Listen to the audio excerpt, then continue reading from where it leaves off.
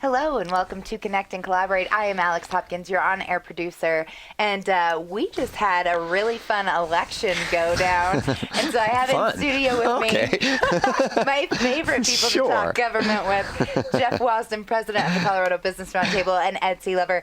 He is the government reporter for Denver Business Journal, along with many other types of things that you report on, but today we're focusing on government reporting. So welcome, guys. Good to see you again. You too. It's fantastic to be here and to get a chance to kind of sit and debrief and take a look back at the election. Ed, you and I have been doing this with Alex for quite some time, starting with the Finding Colorado's Next Governor series and through our governor forums and into Election Watch. And here we are now, post-election, having a chance to kind of sit back and take a look at the results and what that means for Colorado and particularly the business community on some of the ballot initiatives.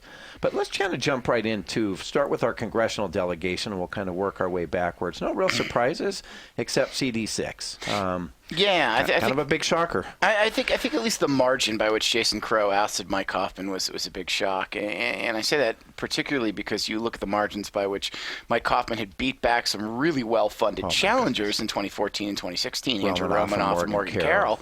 And here comes somebody who is far less visible. I mean, nobody knew who Jason Crow was before this election.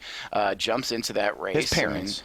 Yes. I mean, in the political world, he was fairly unknown. No doubt. And you see just this surge going to him. I think he took advantage of the blue wave that rolled across suburbs in America. I think he took advantage in some ways of being unknown. He didn't bring the baggage of Andrew Romanoff or Morgan Carroll with him. No voting record. Right. And ran a very good race. And he was a military veteran. Yep. He was the kind of person that independents could go for. Comes right out and says, I want to get rid of Nancy Pelosi as speaker if I'm elected. We'll see if he actually holds to that promise or not. But, I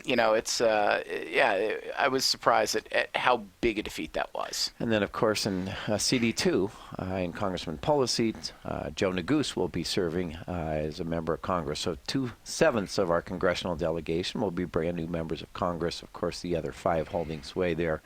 It'll be very interesting, and we were chatting a little bit before the show started today. Previously the Republicans had a 4-3 majority. Certainly the numbers in this state dictate that the current count of a 4-3 Democrat majority in Congress probably is much more reflective where the state is, pending our census and redistricting and reapportionment coming up. But congratulations to Jason and Joe. We look forward to working with you on that. But certainly a tough night for Congressman Mike Coffman in a long political career, serving not only at the state legislature and as a statewide elected official and then as a member of Congress. But I think... I don't think we should write Coffman off yet. I mean, this is a guy who has always, from what I've heard, wanted to run for governor.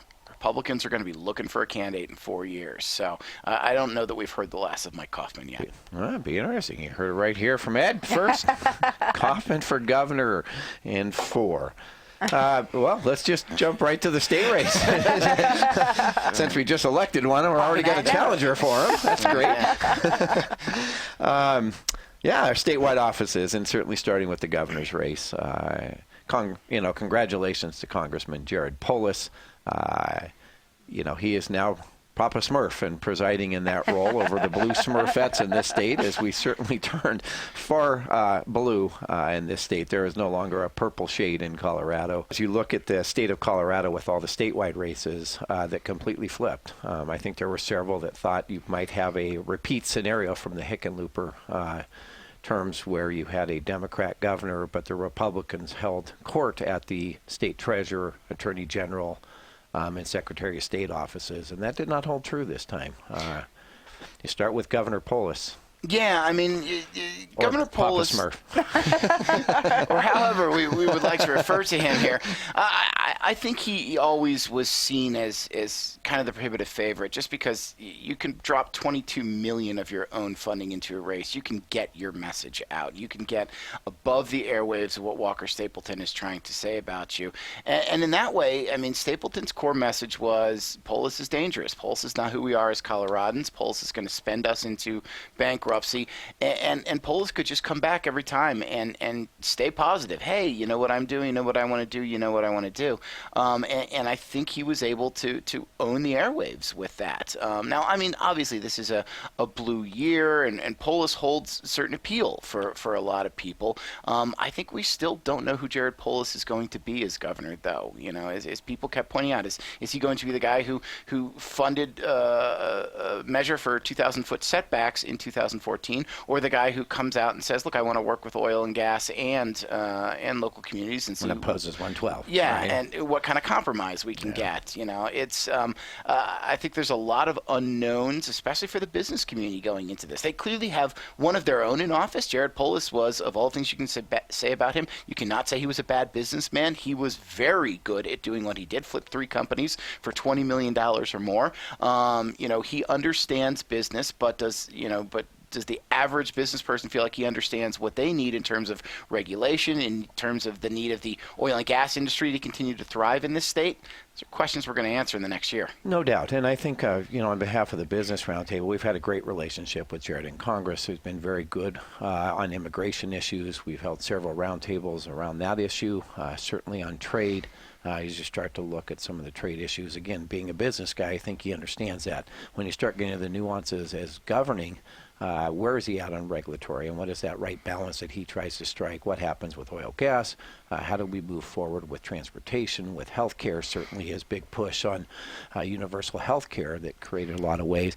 Very interesting. I know there was a lot of frustration in this Stapleton camp that, it felt like he was the boxer that you could never land anything more than a glancing blow. I think, the Stapleton campaign tried to hit him with the female staffer in the file cabinet. You tried to hit him on this tax issue and evasion on his voting records. You tried to hit him on the single payer stuff. I mean, they kept throwing things at Jared, and nothing seemed to stick. Nothing resonated. They got to a point in the polls where they closed the gap post-primary, but never really to get past that threshold. It seemed to stay in that 4 to 5%, and of course the margin held true. The polling was actually right on that, and I think Jared, kind of maintain that margin, certainly was able to stay above some of the attacks and stay positive and put a message out, dominate the airwaves. And congratulations to Congressman Polis, Governor-elect.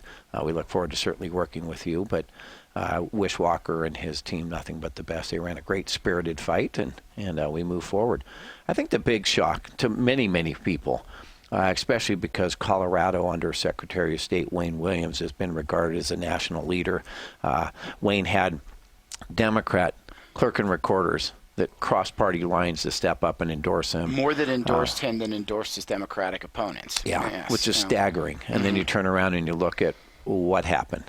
Yeah. So congratulations, Jenna. But, there's a lot of head scratching going on today. It's trying to figure out what happened with Wayne and that office in particular. Well, I don't think you can go much farther than the wave in explaining this. In fact, if you look at the treasurer's votes and the Secretary of State's votes, they were nearly one and the same. I think people simply went down ballot. Now, Polis had a little bigger margin on Stapleton. I think people probably went a little down ballot and started punching out Democratic votes until they got to the AG's race, when people thought a little bit more about it. In addition to being a state that had not elected a Democratic Secretary of State since 1958, I believe we've had 2 elected Democratic AGs in that time as well. And actually, I was at Democratic headquarters on election night, and the bigger shock there was not Jenna Griswold's victory, but it was Phil Weiser's victory. A lot of people said, we didn't think we were going to get this one. We thought Brockler had this. This is a state that votes Republican for its AGs. Brockler had a big name out there, and still was not able to overcome the wave where people just wanted to go Democrat. And to me, it seemed they wanted to kind of throw out any semblance of power and any semblance of what was in government right now. I think it's great analysis, Ed, and I think as you start to look at those margins and start to dissect that and the total number of votes that were cast in here, got 2.5 million votes and creating kind of a Colorado record in an off-year midterm election, which I think is staggering. that enthusiasm, the change, right? Are we voting nationally, and is this a referendum? Is it local candidates, and they put up better candidates locally? And how do you really start to weigh that? I think there was a little bit of the national wave that hit Colorado. I don't think voters in this state were really looking individually. If you look at the margin of what happened to Wayne and Jenna as a perfect example, and Dave Young and Brian Watson, when those hold true, you start to realize, no, I think this was part of that movement that some folks were pushing back against what's coming out of Washington, that narrative, and President Trump. Mm-hmm. Yeah, no, absolutely. And I don't know how many people, you and I tried to do this. I tried to do this in my reporting. I really dug into the issues at play in the Treasurer's race, Secretary of State's race, AG's race. I think the AG's race, maybe people looked into them a little bit more because you couldn't turn on the TV without seeing ads for Brock Weiser.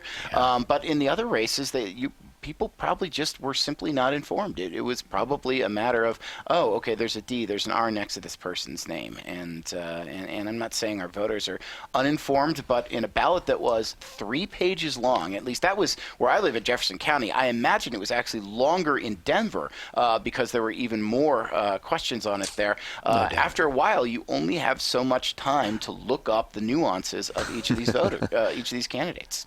But I know you did your homework on every one of those pages of judges, right? Actually, I did. I specifically voted no on 2 judges because of comments that were made about them. Yes. So, yeah. Good for you. But not because you were in front of them. No. Okay, good.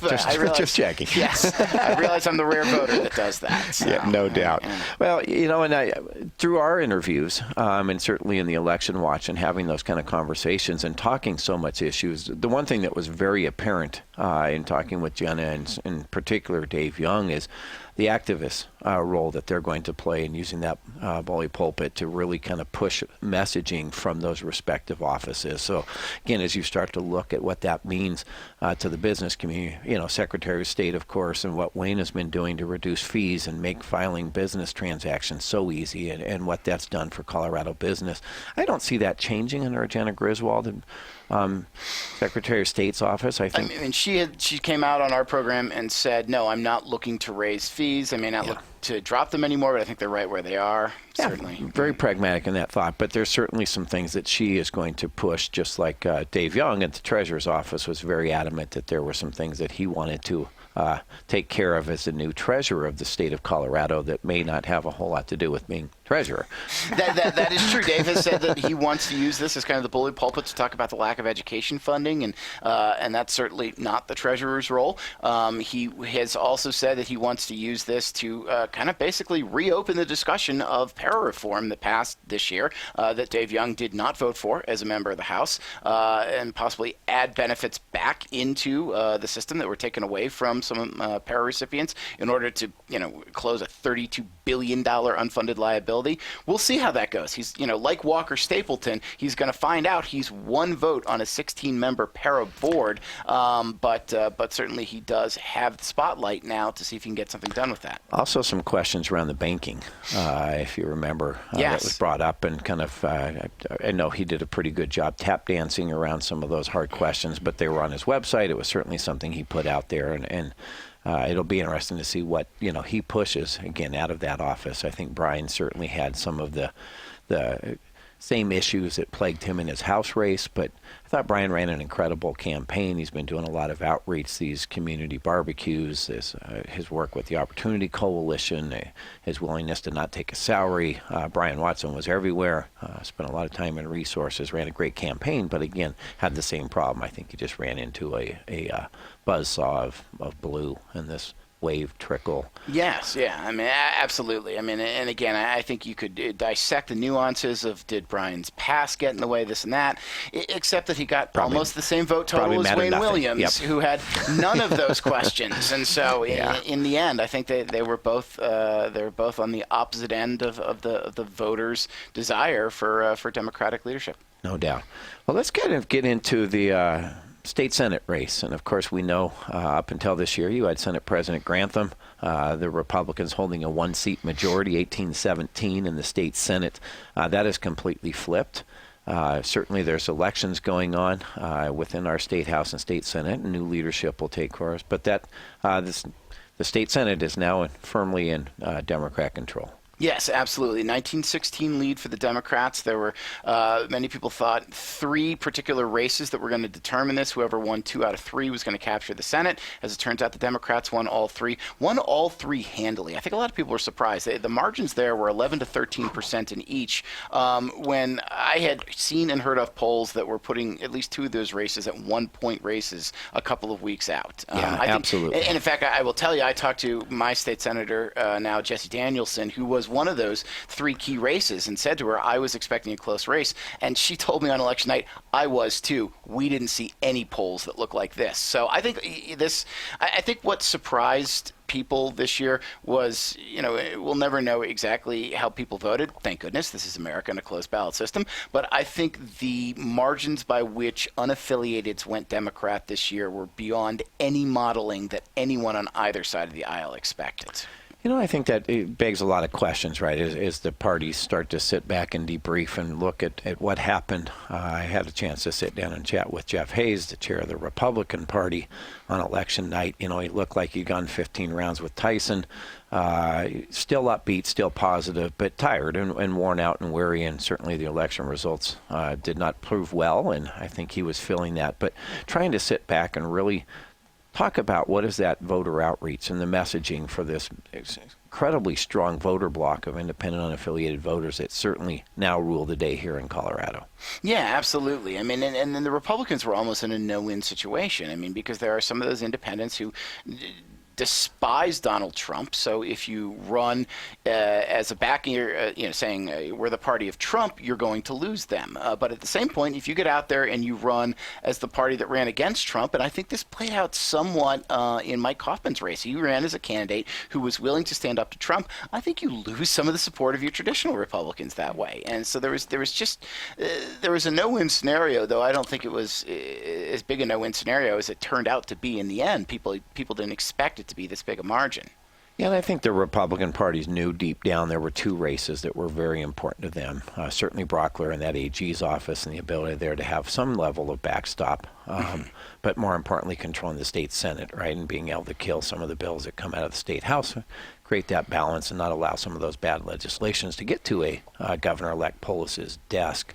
That has certainly changed, and there's a lot of concern in the business community, certainly as you start to look at the types of bills that we may see coming out of there around paid leave, around certainly oil, gas, education. How do we fund transportation? What does that look like now under a firmly Democrat control? Yeah, and for those who don't follow the legislature day in and day out, like about 6 of us do, here's kind of the rundown. I found about 30 bills that passed out of the House the past 2 years and died in the Senate. We're talking about bills to create an employee-funded statewide paid leave system that all businesses participate in. We're talking about bills to create a state-run retirement savings system that employees who don't have a retirement option can participate in. We're talking about bills that could give counties and city governments more control over drilling. We're talking about bills that will probably affect the amount of renewable energy that we're required to hit. Now it's just 30% statewide. I expect you could see that going up pretty soon. We're talking about bills that do things like the ban the box bill that would ban businesses from placing a box to check on their application form saying, do you have a felony history? We're talking about a bill that could allow cities and counties to raise their minimum wage above the statewide level. These are all things that very realistically are coming back, and that I've talked to some of the new Democratic leadership, and they say, yeah, they're coming back, and we're looking to pass them. And now the caveat with this is that you talk to people like Senator Rachel Zenzinger, who may be the new Senate Majority Leader, and she says, they're not going to come back in the versions you saw before. We passed those through because we knew they were going to die in the Senate before. Now that these are realistically have a chance of becoming law, we're going to work a little bit more with the business community. But still, that is an awful lot of angles to sit down and compromise and defend on for the business community. And certainly knowing that their base that got them elected is probably as willing to sit down and negotiate with the right and the business community and to neuter or moderate those bills that we know are certainly going to be coming in the 2019 legislative session. I appreciate that approach, right, and I'll applaud her, and we're certainly willing to work with her as I know several others in the Colorado business landscape, whether it's chamber or association world, to ensure, right, that we can create the best bills that get to the governor's desk around some of those key issues that you talked about, because they do impact business. Colorado's economy is cooking. We're certainly been in the top 5 nationally in this state. Our economic development and ability to attract businesses here that understand our regulatory balance. Certainly there's a welcome mat to Colorado businesses from this administration that Governor Hickenlooper is going to hand over the keys to Congressman Polis. We want to ensure that continues, that Colorado remains, right, a great place for business to reside, to live, work, to play. You've got a lot of issues that are facing us, right, as we talked about education funding and what happened with 73, and I know in the next segment we'll jump into some of those issues. How do we fund transportation? How do we look at attainable housing? What is a living wage in the state of Colorado? And those are key issues that we're going to sit down and want to be able to work with the new legislative body that's there, and certainly find ways that I think can make those bills palpable and I think at least doable and workable for the Colorado business community and certainly the workforce that's here. But there will be a different agenda coming. There absolutely will be. Don't kid yourself about that. No doubt. Well, let's jump into the State House. So evidently there's still a couple races that are totally not decided that are going to a recount, but the House actually moved a little as well. Yes, yeah. When we went to press on about midnight Tuesday, it looked like the Democrats had picked up 2 seats for a 38-27 lead in the State House. They were 36-29 at the end of last session. As of this morning, it looks like they could get up to 41 seats. That is nearly veto-proof. It's not quite, but it's 41 would be the largest number I have covered in the State House, and I have been covering the State House since 2007. They won races that I think nobody expected them to win. I think the biggest one that sent shockwaves through on Tuesday night was Cole Wist, the assistant minority leader out of Centennial. Centennial, not a place known for voting for Democrats, and Cole Wist, not a guy known as a hard right-wing guy. He was the guy who ran the red flag bill to take guns away from the mentally ill for a short period of time. He was the guy who ran the bill to increase regulation around data breaches. He was the guy who reached across the aisle and worked with the Democrats, even as he was the number 2 guy in the Republicans caucus. He's gone. I think people were shocked to see that. A seat in Morrison that has been Republican as long as I have been covering the legislature, from Rob Whitwer down through Sherry Giroux down through Tim Leonard. Leonard didn't run for re-election. That seat flipped Democrat. A seat in Pueblo West that has long been a Republican stronghold looks like it may flip Democrat. Democrats won every race that was competitive and then some, quite frankly. The Republicans still have a chance, it looks like, to pick up a seat in Greeley. They're a little bit down in the balloting right now, but that may be the only light from this election for them. Yeah, a couple of races heading to, it looks like, an automatic recount within that 0.5%.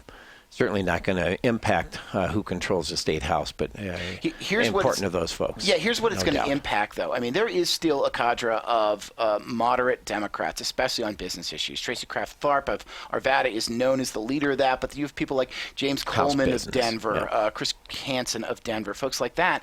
And if there is a 9, you need to flip 9 votes to kill a Democratic-pushed bill, that's going to make it hard for even the moderate caucus to have an impact at this point. So we could really see the Democrats, and there are a number of new Democratic representatives who are farther left than we are used to seeing in the State House.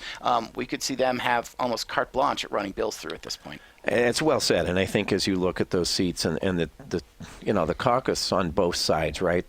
Certainly the Democrat caucus moved a little further left in this election, and the Republicans that lost were certainly more of what you'd consider the more pragmatic, moderate, middle-of-the-road Ds. Right. Ours. Yeah. I mean, Cole Wist, I mentioned, is gone. Representatives Polly Lawrence, Lang Sias, Yulin Willett. They were kind of the three of the 4 that were known to reach out to Democrats. All did not seek re-election. They're all out. I mean, you've basically got Representative Lois Landgraf of El Paso County. That's really the only person known as the cross-aisle person coming back at this point.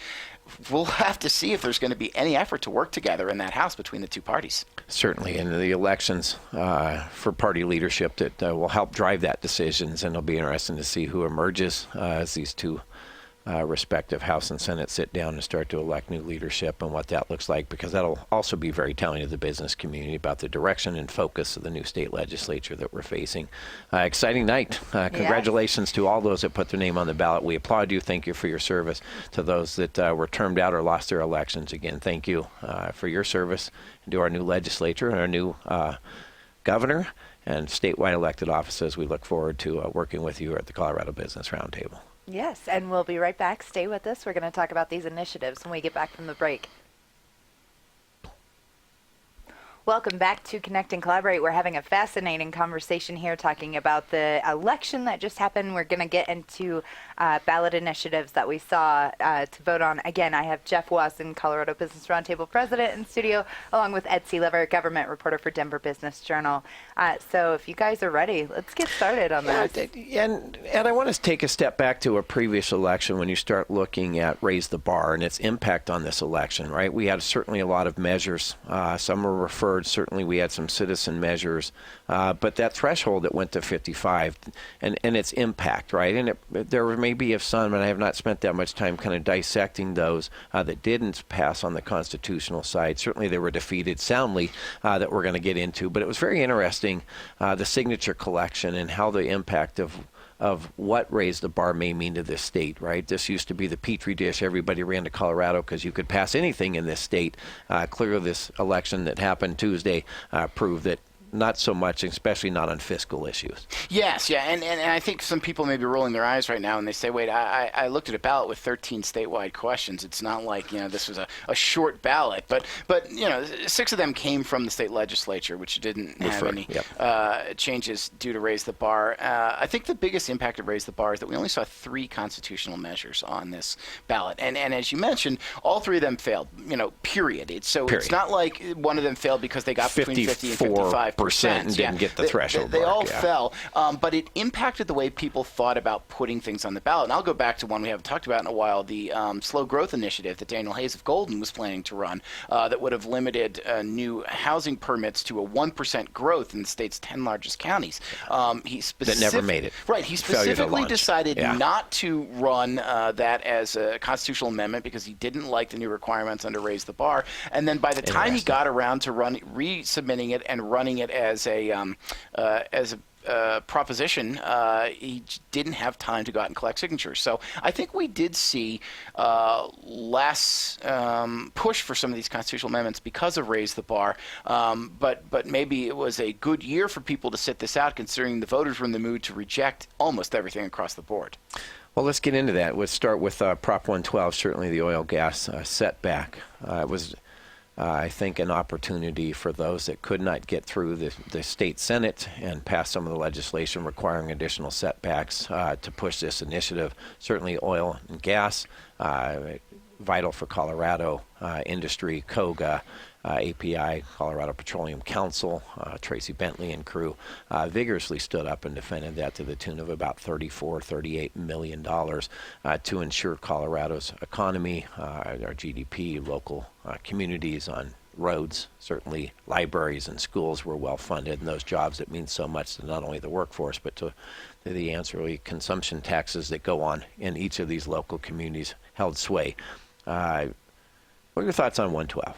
Well, I mean, 112, as you put it, was an economic measure for people in the business world, close to the oil and gas industry, people who looked at it from there. 112 for its proponents was not an economic measure. It was a complete public health and safety measure. And so we saw a very big ideological divide on this. I believe the final count was 59-41 against. And it's interesting, and I think this holds true for a number of ballot initiatives, that while we saw a massive blue wave in terms of who you wanted to elect to office, voters voted very Republican in a number of statewide initiatives, between rejecting transportation taxes, rejecting education taxes, rejecting this limitation on drilling. I think the opponents of this bill were successful in getting across their message that this is too much. That it's, that this did not become a vote about, Colorado, period. Do you want a drilling rig in your backyard? This came down to a, do you want your neighbors to continue to work in Colorado vote? And I think they were effective at getting that across. And I think it's sent a message, Make no mistake, the new Democratic majority in the legislature will take up the issue of local regulatory authority over drilling and of setbacks. But it sent a message, too, that, hey, 2,000, 2,500 feet, that's too much, And in fact, a number of elected officials, not all, but a number of Democratic elected officials were saying even before the election, this is extreme, this is too much, this is not what we want. But it gave them the opportunity to say, okay, people still want to talk about this. Let's get a compromise worked out before we see another $40 million fight in 2020. No doubt. And I think, as you sat back and looked at some of the rallies at the state capitol, when you start to see Democrat leadership with Wellington Webb, the governor, Congressman Polis even, that came out against 112, you started to realize that while the intentions may have been there to protect, quote unquote, the health and safety and welfare of a neighborhood, of a resident, of a family, for the kids, that was not what was intended. And again, there was not a desire to shut down oil gas, who is managed very responsibly. It's well regulated in this state and well known for our regulatory environment. We have great actors in this space. Our oil and gas companies do care. They're great people. They care about the environment. And people understood that setback was not about public safety. It was about the economics around what would happen to this state and the oil and gas community and its role.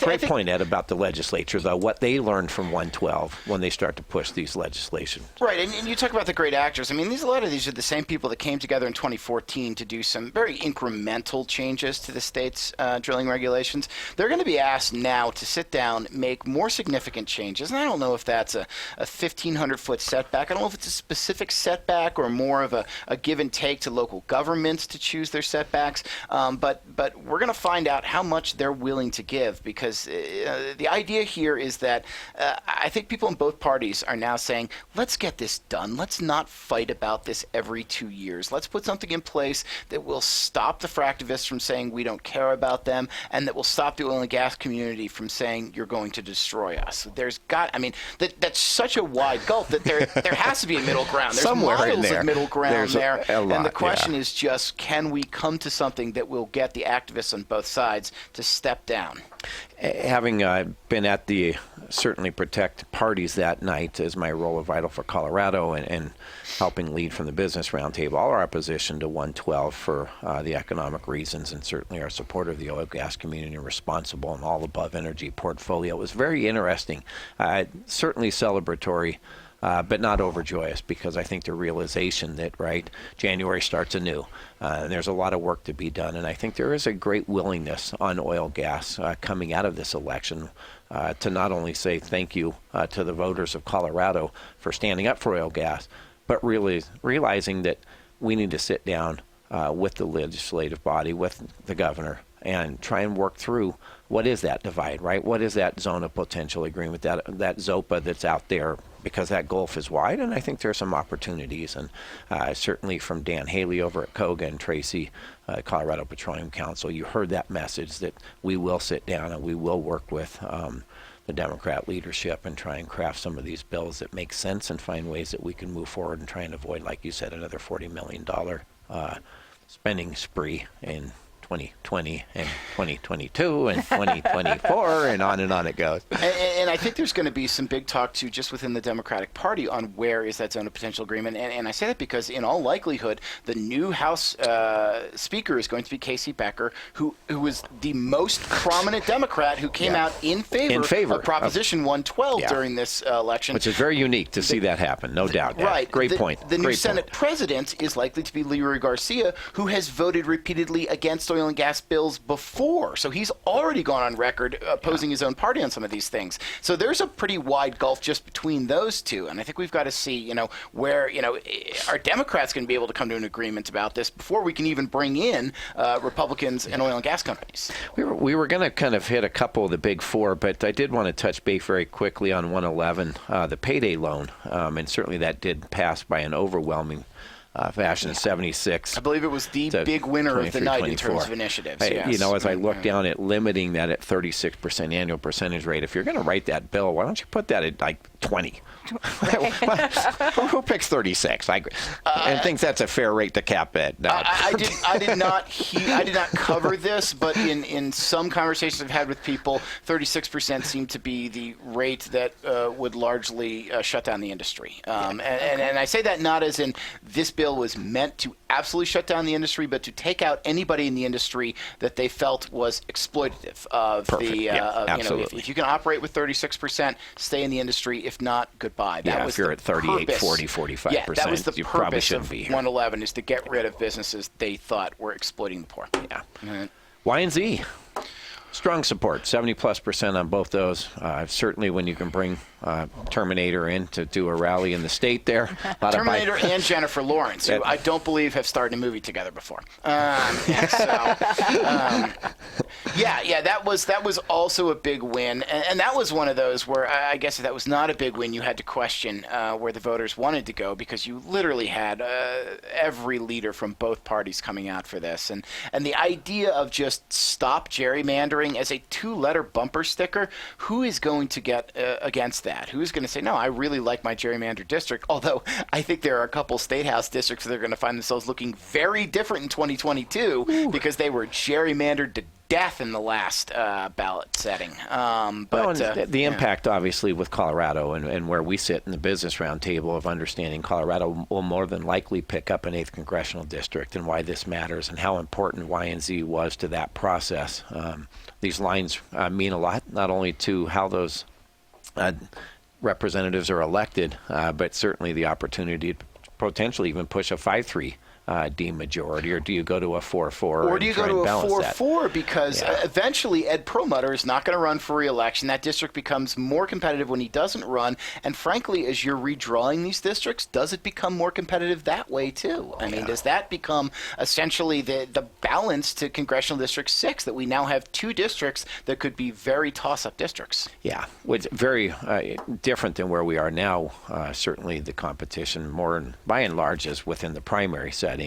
Certainly CD5 with Lamborn and facing some significant primaries, but his ability to certainly beat back his Democrat opponents the last several years is obviously very telling about the district makeup and the voters there. Right, and I don't think anybody is going to expect that a Denver-based or El Paso County-based district is going to be competitive. Look, the goal here is not to have 8 congressional seats that are competitive. That would be the worst gerrymandering of all time. That would be interesting. Do that. But the idea is to where we can be Are you competitive. saying Congresswoman DeGette can't represent somebody out in Grand Junction and draw that line that way? I don't. Right across the 70 corridor. She's got like an old college roommate out in Grand Junction. I don't think you can get that line out there. Okay, fair enough. Community of interest thing may stretch that just a little bit. Might be a little tough to call that one. The other thing that was significant certainly is transportation. I know there were a couple. We'll get into not only transportation and education, but those that had a price tag attached to those. Transportation bills, certainly 2 very competing ones. Caldera fixed the damn roads, 109, which was using existing state revenue to do bonding. There seemed to be a thought that would actually pass based on some polling. It was certainly pushing somewhere in the neighborhood of 48 to 52% by most polls. Actually lost by a worse margin than 110, which I thought was very interesting, or very comparable in that. I'm not sure what happened with the voters, but certainly I think there was a big push certainly by the 110 folks to say that is not the right answer, not the right solution. I think they impacted 109, maybe worse than their ability to pass 110, which we can dissect that all you want, but certainly the state said no to new funding. The sales tax measure did not pass either.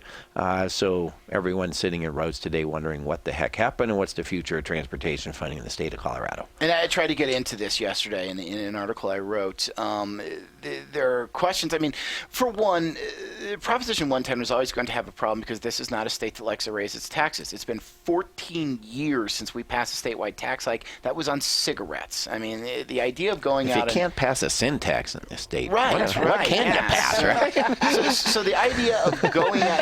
And we rejected the last cigarette tax hike also. That's a good point to make. That's how anti-tax our residents are. Even if they're voting Democrat, they're not voting, for tax hikes. Marijuana tax for roads, you don't think is going to sell well? No. I mean, it's so the question was, why did this happen? So one is it was a general tax question, and it was always going to run into it. A second explanation I'm hearing from people is that 109 and 110 just confuse people. They're back to back. Again, people don't have the time that we do to sit down and study these. And if you're trying to figure out why you've got two funding questions on there, maybe you're picking one. Tony Milo of the Colorado Contractors Association told me, I think the majority of people voted to increase funding for transportation, but they split their votes between the two of them. There weren't a lot of people that were voting yes on both of them. And the other trick that happened during this election is there were a number of local transportation funding measures that were on the ballot. There was a bonding measure in Arvada. There was a revenue retention measure in Lakewood. There was a property tax hike for RAFTA, the Roaring Fork Transit Authority, which is the second largest transit authority in the state, that passed. And as I talked to people who were involved with those campaigns, they said we were able to lay out for the folks what exactly was going to happen, exactly where their money was going to go. We had community meetings for a year and a half. People knew what they were voting on. I think maybe there was a sense that people didn't know where that money was going to go if they voted for 109 or 110. Well, that's a great point. The whole point of certainly 110 in that sales tax is if you're in rural Colorado, that was the measure that would actually drive funds there because the local share back of that percentage breakdown, right? And Absolutely. Was that clearly delineated to more conservative voters on the West Slope and Eastern Plains? Did they understand that, yes, it may be a sales tax, but certainly the bonding measure and looking at CDOT's list is going to primarily be Metro Denver driven, and the project list is going to fix 25, 70, the Northern Colorado Corridor, the GAP projects down in south of Castle Rock down to the Springs. Very interesting about how that was messaged again and who the target audience and the reach of that was.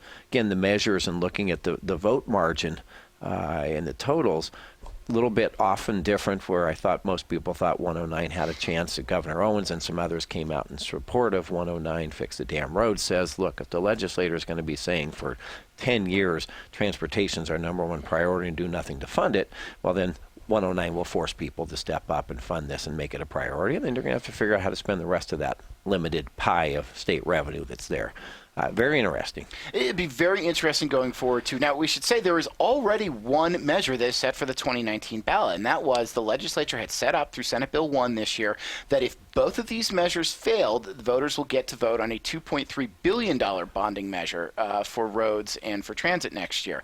But even the most ardent transportation supporters are now saying, we've got to figure out, this is a dead duck if we don't try to remessage this. And there is a lot of concern, and I think concern is the right word, that what you're going to see now is not a statewide effort, but you're going to start to see more localized efforts, such as several years ago, Colorado Springs passed its own sales tax for roads. Maybe now we see 7 Denver communities get together, 7 Denver counties. RTAs. Yes, and do an RTA-style thing to fix roads. Regional Transportation Authorities, yes. For those that aren't sure of that. But I think you're spot on. I think those communities, the Northern Colorado Alliance that was there, certainly could band together and say, we need to do this locally. Certainly there's no statewide appetite, and we're not willing to continue to wait for a potential bond or sales tax measure to pass. We'll come together because we know within our local community how that money is going to be spent, and it will impact our lives here in our own communities. And I think that's going to be a direction. And you certainly saw that, Ed. You referenced that, and I think it was a great point on 109, 110, the number of local communities that picked up transportation, even though there were 2 statewide measures on the ballot and several of those that did pass. Right, and this is a good and bad thing. I mean, the good thing is they're probably more likely to pass if it is a localized measure. The bad thing is this: localized measures aren't going to expand I-70 through the mountains. They're not going to expand I-25 between Denver and Fort Collins, and we really could start seeing a balkanization of our roads. Like, hey, look at this lovely road in Colorado Springs. By the way, if you want to get down to Pueblo, good luck getting over those potholes and that congestion. Richer communities are more likely to pass these. We could see a lot more of that. Poorer and rural communities, do you really think they're going to come up with a sales tax hike locally or have even the revenue from a sales tax hike to take care of their roads? This is still a statewide issue, but somebody's got to figure out how to make this this a statewide passable issue at this point. Yeah, that's a great point. Let's get into the other tax increase that was for public school funding. Certainly 73, a lot of people in this state, and then certainly within the business community, knowing the talent pipeline and human capital strategies that business relies on, and the education system that drives that talent, want more education funding, that care about the product that we are hiring each and every day, that helps drive innovation and competitiveness within our local businesses. But we're concerned that this was not the right way, that the head tax at $150,000, the higher corporate taxes to try and fund, certainly went down in flames on education funding. Yes, absolutely. And I think you saw that this was going to have a hard time when most of the business community was coming out against this. And I heard talk about Reject Amendment 73 at places I never expected to hear talk about it, such as the Site Selectors Conference that Metro Denver EDC heard. I mean, this was a real push to get out there and make people understand that the tax hike, while being pushed on high earners, was one that would have affected anybody who runs an LLC, an S Corp, or a single entity owned business. And may not necessarily be a high earner. Look, this is the third time in 7 years that our voters have rejected a statewide tax hike, whether it be sales tax or income tax for education. This is another issue that's not going away, but that at this point you've got to go back to the table and say, okay, how do we do this within our own budget? And I'll just say this, as somebody who covers the budget, it's going to be the Hunger Games this year at the legislature. I mean, you're going to have people who say, okay, we can't pass a tax hike for education, we've got to fund that. You have people who are saying, okay, we can't pass a tax hike for transportation, we've got to fund that within the budget. There's only so much room in the budget, and you're going to see some serious battles, and I think we're going to start seeing things come into play here that we haven't before. Just case in point, I talked to the head of the Colorado Education Association on election night. She mentioned the idea of suspending business tax incentives in order to fund education. That's an idea that hadn't even come up during the campaign, but clearly is going to start working its way into the conversation. This is what happens when you see the measure after measure go down. A couple tweetable moments coming out of this show between Papa Smurf and the Hunger Games running amok at the state legislature, courtesy of Ed. 74 certainly made a little bit of noise, and there was actually a lot of people that thought that might pass, right, because of this anti-government and the way that ballot language looked. It certainly made sense to a lot of people that, hey, if government is going to come in and impact you, you deserve as a property owner fair and just compensation. It did fail on about 44, 45% ish. I think it's an interesting ballot measure, and I think there was some ties, obviously, to the oil and gas community. They had a couple of people scratching the head. Was that the right thing to do? Was it the right timing for that kind of measure?